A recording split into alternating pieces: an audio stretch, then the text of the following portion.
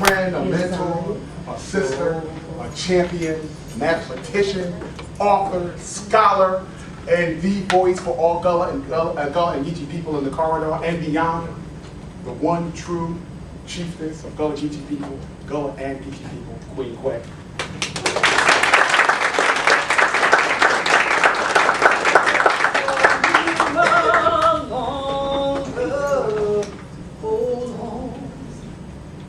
Just a little while longer, hold on.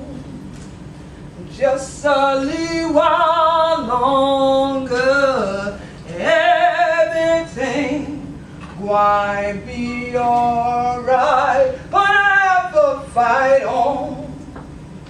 Just a little while longer, fight on. Just a little while longer, fight on. Just a little while longer, everything will be alright. Until I pray on. Just a little while longer, pray on. Just a little while longer, pray on. Just a little while longer, everything might be alright. But I have to hold on. Just a little while longer, hold on. Just a little while longer, hold on.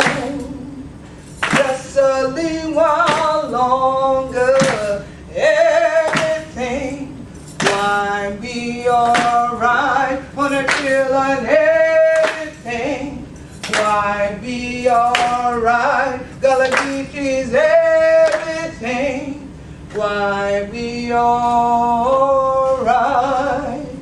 Good afternoon. Good afternoon. How are the children do today? Good. Oh, good. That way I can correct my teeth just like I did the whole time because all the 100 children understand when they correct my teeth. I say, good. I'm glad to forget it. Any? Yes. Story. On somebody. On stage. 100 children can't understand when they correct my teeth just like this. Ways. What language is that? For true? Sure. But 100 don't understand when they will. How about the other rest of the time? No, I brought my ¿Qué pasa? ¿Cómo estás? Bien. Ah, bonjour. Todo bien. So now, for all the rest of y'all folks who don't speak any of those languages, how y'all doing? Y'all all right? All right. That work for you? Yeah? All right? All right. So now, today, I'm glad to be back here at Savannah State University, but along with my guests from North Carolina State University, SSU, Hale, and CSU. I said that. All right. You welcome. So now, it's good to be back here for Professor Hale's course and the NCSU. Dr. Ray, raise your hand, please, ma'am. Dr. Ray is the professor from North Carolina State University that has an Africana Studies course similar to the course you're in here at Savannah State. Hers is specifically on Gullah Geechee culture, just like Professor Hales has this course in your history department on Gullah Geechee culture. But as I stated to many people last year, you want to come on out the hallway.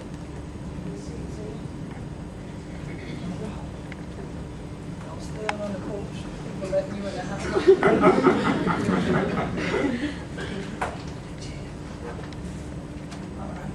Now, there are many times that we come into Savannah, and the thing that does not happen is the thing that happened today.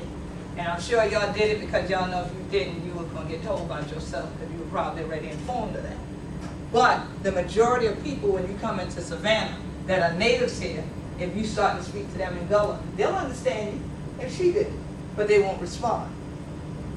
Why do you think that is? They don't know how. Because they don't want to be attached to it, and They don't know how. because some don't know how. All right, you have both things going on.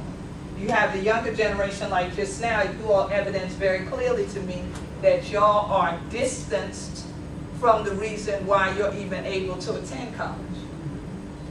What type of song was that I sang? A spiritual. And the spirituals came from where? The Africans that were enslaved in America, but specifically where?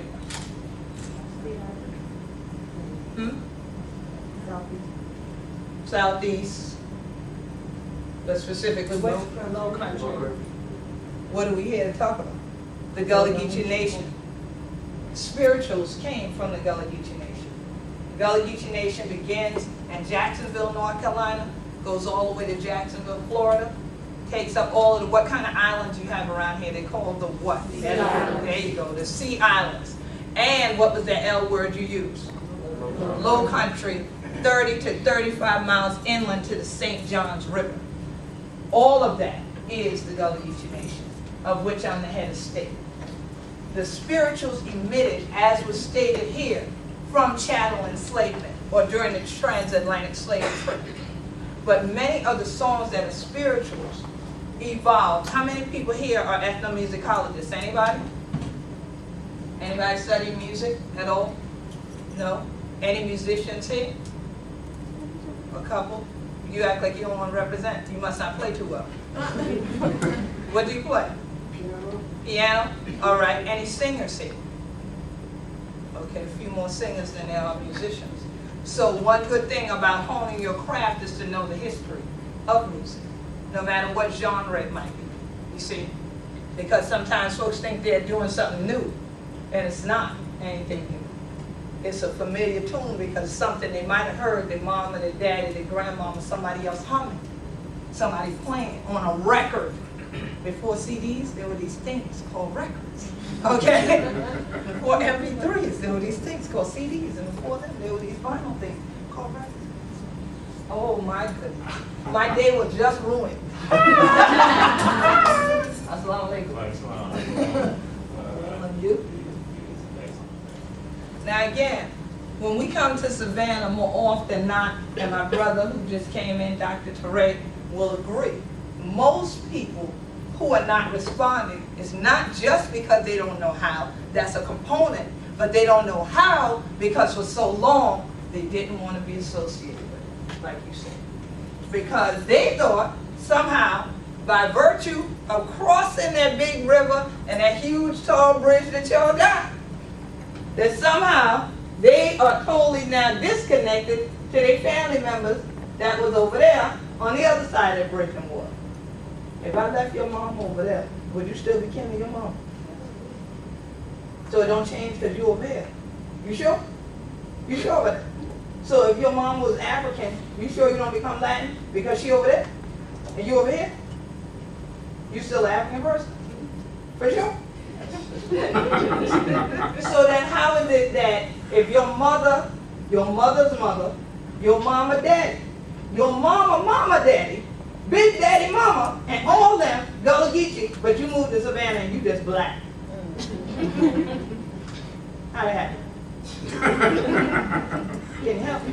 I've been trying to find this out. So I think I ride over here and y'all give me an answer. Many people don't identify because somebody, usually someone outside of their own culture, said to them, get rid of it because it's not of value. But the reason the person told them to get rid of it is not because it wasn't of value, but because of the simple fact that that person had no understanding, respect, or appreciation for what it was that you had. How many people remember from last year what I said we would call black blank? Fill in the blank. Black blank. I'll take one of the two answers. There's two answers that can go in that blank. What were our ancestors called? I think I just heard it. Gold. There you go. Black gold. All right? Black gold. If someone said, I need you to leave out of this building and find a treasure chest full of gold, how many of you would beat me out this building? None of them. Well, I'm glad. But you just demonstrated something that I've never seen anywhere else in the various places I go to around the world. That means you don't know what's considered valuable in the world. Because none of you said you would beat me out of this building to do it. But I understand the reason why too, because when I said dig for it, not somebody gonna hand it to you, that meant it was work. And I've noticed something, which I'm not happy with college campuses. The work ethic is depleting. It's not increasing. And the students that are at a, what is this college called? HBCU. Where y'all figure? The CU mean SEEYOU? Y'all just supposed to come in and people just supposed to look at you? What that stand for, HBCU? Colleges and universities. How this building got here?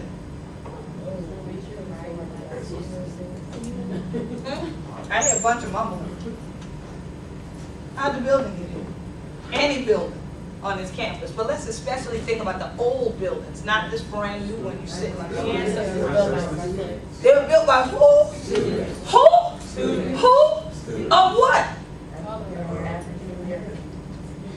African American students? That's what she said? I don't think so. Because when was this school built? 1890. So would they have been called African American? No. Okay, they were built by who? Negroes. Oh, Negroes, go ahead. And we still got some of them today. But they were built by people of African descent, right? As the sister said. If you had said African, we could have just stopped right there. But y'all want to go all the way into the 1980s and say African American. They called us slave, all right? Called us Negro, called us colored. We started calling ourselves Afro-American, then black, then Afro-American again for a while, and then this African-American term got dawned upon us in the 80s. I've never fully accepted that term because I've always been an African in America, and I'm Gullah Geechee. And although the term black, many people are offended by it because they say, well, it doesn't attach you back to anything. It doesn't attach you back to any legacy, and that's why they put African at the front. But I'm a mathematician, and a hyphen to others is a minus to me. So it never fit me. So I would always tell people I'm an African in America, but what's the next name going to be? And then they would look at me. I said, yeah, think about it. You're calling yourself that because somebody else told you to call yourself that. Just like another word that I hope after today, you won't call yourself nigger.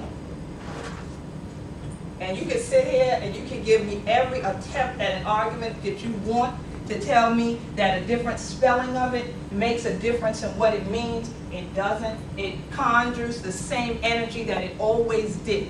And Professor Hale's Queen Quet. Okay, all right. Oh, because he's one? Yeah, so you want to stay here. He said address this to you. No matter how you spell it, it does not change the energy you bring forth. One of the things that our elders always taught us, and I just summarize it and say, you'll have what you say. All right? You speak things into existence. The word nigger emits from enslavement, bondage, and disrespect of people of African descent. It emits from people having no respect for your intellect and your ability. So what they did was, again, taught you that this is who you are, this is who you descend from. But when they put it in a dictionary, way back in the day before they started rewriting it to fit what you were calling yourself now, it meant lazy, shiftless individual. End of the definition. There is no gender in there. There's no ethnicity in there. Lazy, shiftless individual. Why do I know that definition? Because I would hear this word used on films coming out of Hollywood and knew that nobody in my house had that name. So I wondered where this name came from. And I mentioned this to someone, and they said, you know what, look it up, like you always do. And I did that. And when I got to the term lazy, shiftless individual, I took the word individual and looked it up. It said a person. Again, no gender, no ethnicity, none of that. Now everybody look at me. This is a shift. Does that look difficult? No? All right, so anybody know some lazy people besides me? Anybody know anybody lazy? Some of y'all so lazy you can't even raise your hand or open your mouth right now and answer. So that answers me already. So lazy on top of not shifting, meaning no matter what, hurricane, whatever, pot of gold outside, I'm not gonna move. Do you really believe that hundreds of thousands of lazy, shiftless individuals were taken from the motherland, Al-Kebulan, that you again were taught now to call Africa, all right? And then taken by people who didn't even live there. They left their own continent of Europe to come all the way around to that continent, had ships built to put as many of them in at one time as possible, risked life and limb, bringing them across the Middle Passage that we call the Atlantic Ocean, that most of the Gullah Geechee Nation sits in every day. And you think that somebody had time to load up a bunch of lazy, shiftless individuals and bring them to somebody else's continent? What would they brought them here for? To do what with it? What skills? Somebody said work and skills. What did I just show you? Lazy, shiftless individuals don't work nothing but their mind on how to trick you into doing their work for them. Trust that. I've lived a long time and I've seen some stuff that I cannot believe. And that's why I said I'm not pleased with what I see these days at so-called institutions of higher learning, that the work ethic, instead of building in respect, out of respect to our ancestors who never were lazy, never were shiftless, but were people of intellect. Why were they called black gold? Because the other people trying to put them in bondage knew how rich they were.